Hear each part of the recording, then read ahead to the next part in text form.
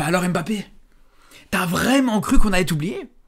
T'as vraiment cru qu'on n'allait pas parler de ton vieux match là? Parce que sous prétexte qu'aujourd'hui il y avait plusieurs matchs qui sont joués en même temps, t'as cru que ça allait passer inaperçu? Je pouvais rater ça sous aucun prétexte. J'aurais pu rater ça pour rien au monde. Parce que le match qu'a pondu aujourd'hui Mbappé, je vous le dis les gars, c'est une vraie bouse les gars. Vraiment une vraie bouse. Mais on va en parler, on va revenir sur le match d'Mbappé. Mais juste pour une chose. Pour vous dire, là où ça trompe pas, parce qu'il y en a qui pourraient dire non, il a pas été si mauvais que ça, mais si, mais ça. Les gars, rien qu'une chose qui trompe pas les frères, c'est juste sa tête à la fin du match. Ça, on reconnaît les frères, ça, je reconnais ça. Ça, c'est la tête d'Mbappé qui vient de pondre un match dégueulasse. Ça, je vous le dis. Je vous le dis. Mais on va revenir sur le match d'Mbappé un peu plus tard. Globalement, le Real Madrid aujourd'hui, faut le dire les gars, a rendu une prestation plus que correcte les gars. Au-delà du mauvais match d'Mbappé, faut le dire. Aujourd'hui, le Real Madrid, c'était très bon. À la limite, en dehors d'Mbappé, le joueur qui a été en dessous, aujourd'hui, c'est clairement Tchouaméni, comme d'habitude, pour pas changer. De toute façon, c'est habituel aujourd'hui avec le Real Madrid, à chaque fois, c'est celui qui est en dessous. Mais je vous dis aujourd'hui, Tchouaméni s'est complètement fait laver par Ajorc, l'attaquant de Brest. Dans le domaine aérien, Tchouaméni était catastrophique, les gars. J'ai presque envie de vous dire, j'avais l'impression qu'il avait peur d'aller au duel. Pour perdre quasiment tous ces duels aériens, les gars, je vous dis, j'avais l'impression qu'il avait peur. Il allait même pas en fait. Il osait même pas aller au duel, il se cachait, il était là face à Ajorc, qui faisait aucun effort pour mettre la tête. Alors je veux bien, c'est vrai que Ajorc, physiquement c'est impressionnant, c'est solide, etc. Mais les gars, je suis désolé, et franchement ça va me faire mal de le dire. Ça va me faire mal de le dire, mais dans la logique des choses, Tchouaméni, il a le logo de Real Madrid sur son maillot. Normalement, c'est lui qui doit faire peur à l'adversaire. C'est pas le contraire. Normalement, quand t'as un logo, et t'as le logo du Real Madrid par exemple, comme un logo de n'importe quel grand club d'Europe, et que tu joues contre un club comme Brest, c'est toi qui dois faire peur à l'adversaire, c'est pas l'inverse. Et c'est là où, encore une fois, c'est le genre de match qui montre à quel point, aujourd'hui, un Tchouaméni, il a pas l'étoffe pour jouer dans un club comme ça, les gars, je suis désolé. Je suis désolé, les frères. Alors ok, vous allez me dire c'est pas son poste. Ok, il joue en défense centrale. Alors ok, il dépanne en défense centrale, mais c'est pas normal qu'il te perde quasiment tous ses duels de la tête, les gars. Il te perd tous ses duels aériens. Là où justement, même un Rodrigo, il était à 2 doigts de marquer un but de la tête, les frères. Et vous vous rendez compte? Rodrigo qui était à 2 doigts de marquer un but de la tête. Et voilà, c'est juste que derrière, le gardien de Brest sur un très bel arrêt, il faut le souligner. Mais c'est là on se rend compte qu'il y a un problème. Mais d'ailleurs, pour ce qui est de Rodrigo, les frères, je vous le dis et je vous le redis, les frères. Pour moi, clairement, c'est le joueur le plus régulier ou peut-être le meilleur joueur du Real Madrid depuis le début de la saison. Ce qu'il propose depuis le début de la saison, c'est tout simplement exceptionnel. Le Rodrigo 2024-2025, c'est clairement, on est peut-être clairement sur un Rodrigo Prime.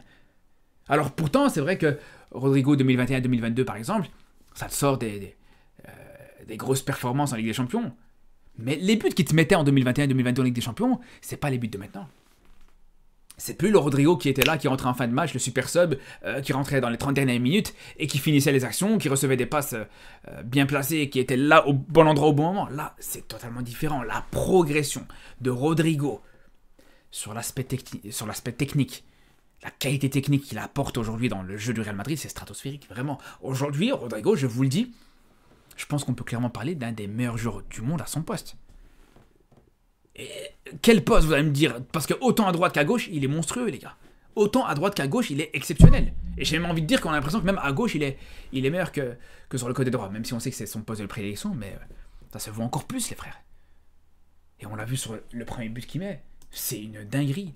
La qualité technique qu'il a encore montré sur ce but, cette capacité, cette facilité à éliminer, comme sur quasiment tout le match, c'est, comme je vous dis, le joueur qui réussit le plus de dribbles dans ce match.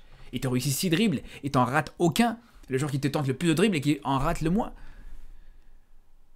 Pareil sur une action en deuxième mi-temps où il aurait pu marquer, ou pareil, là, vraiment, encore une fois, il lave complètement cette défense de Brest. Il aurait pu mettre un des buts de l'année, les frères, clairement. C'était complètement stratosphérique. Le match de Rodrigo, les gars, aujourd'hui, c'est vraiment exceptionnel. Et quand on sait qu'en plus de ça, il enchaîne sur 2 grosses performances et 2 grosses prestations en Ligue des Champions, c'est là où ça montre que vraiment, aujourd'hui, c'est un joueur qui est énormément à prendre au sérieux. De toute façon, je pense que le banc, c'est fini pour lui. Je vous le dis, pour moi, le banc, c'est fini. Ça doit être fini, clairement.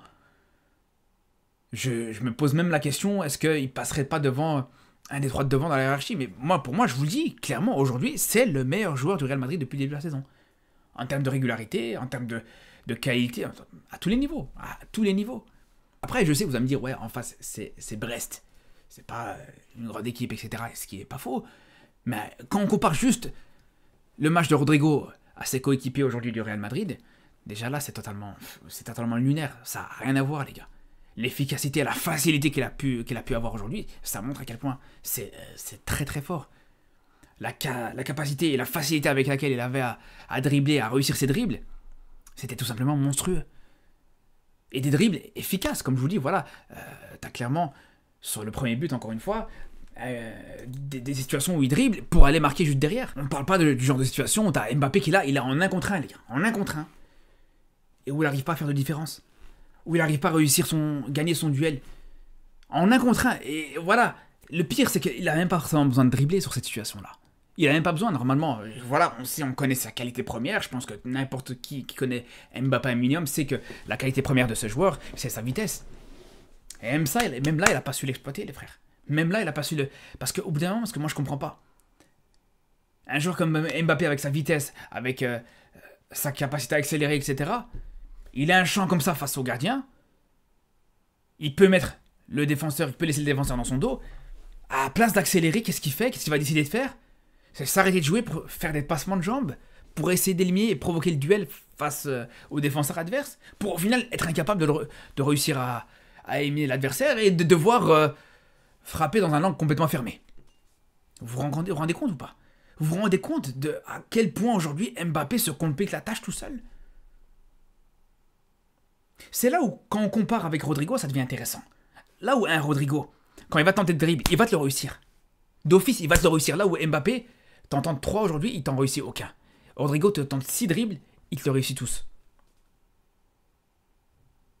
Et surtout dans des situations où t'as Mbappé qui a même pas besoin de tenter des dribbles. Donc j'ai envie de vous dire, Mbappé est peut-être moins à l'aise techniquement que Rodrigo.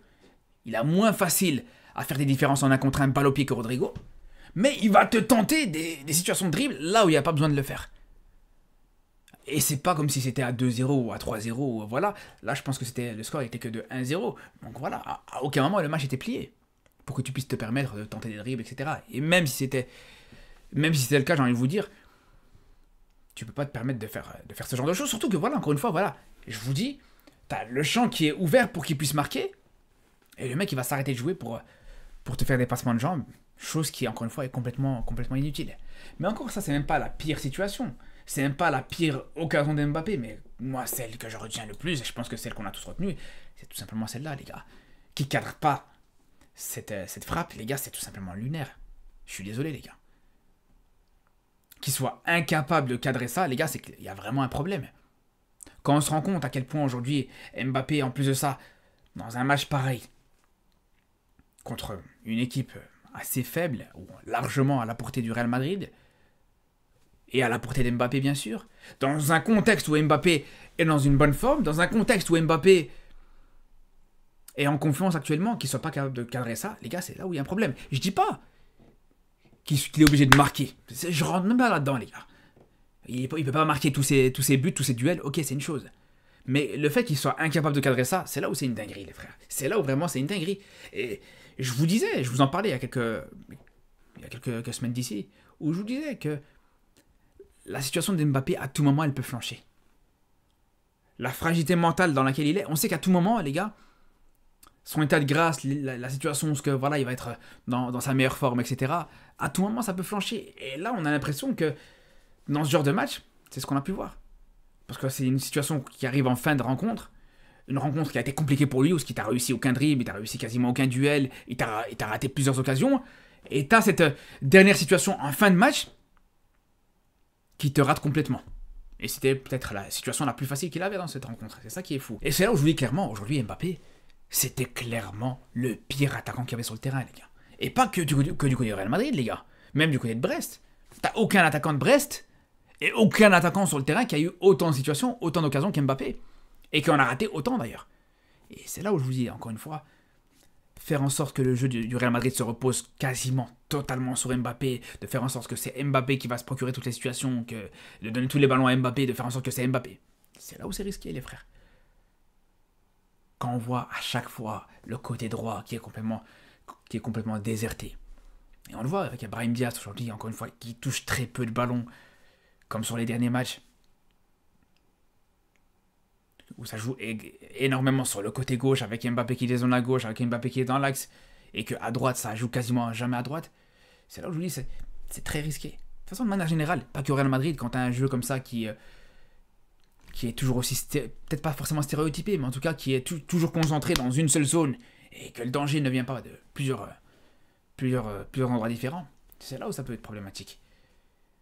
Et on l'a vu aujourd'hui avec le match d'Mbappé. Alors, encore une fois, voilà, ça porte pas forcément préjudice au Real Madrid parce que c'est Brest en face. Parce que, voilà, dans ce match-là, ouais, c'était entre guillemets déjà plié. La qualification était quasiment déjà assurée. Mais dans un autre contexte où tu n'auras pas forcément toujours Rodrigo qui va te sortir des fulgurances comme ça, je vous dis, ça peut énormément porter préjudice pour Mbappé et surtout pour le Real Madrid, les frères. En tout cas, on sera fixé justement sur les prochains matchs. Bon, je pense que bien sûr, ce week-end contre l'Espagnol Barcelone, normalement, dans tous les cas, ça devrait aller pour le Real Madrid. Mais on a hâte de voir la suite des événements. Est-ce que Mbappé saura se relever après ce match compliqué contre Brest? La réponse dans les prochains jours. Sur ce, les frères, je vous dis à très vite pour une prochaine vidéo. Et surtout d'ici là, prenez soin de vous.